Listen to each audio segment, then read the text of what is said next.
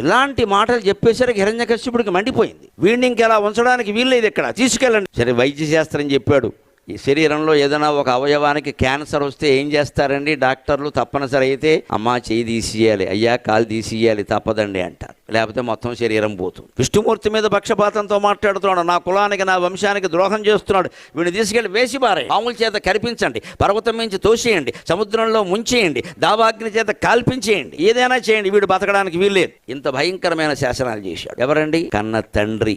గమనించండి, మానవ సంబంధాలు ముఖ్యం కాదు, మాధవ సంబంధం ముఖ్యమని నేను ఎందుకు అన్నాను?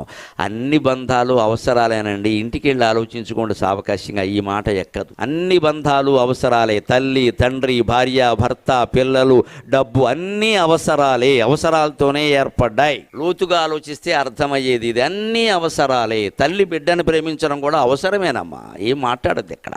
లోపాయికారిగా ఆలోచిస్తే అంతే.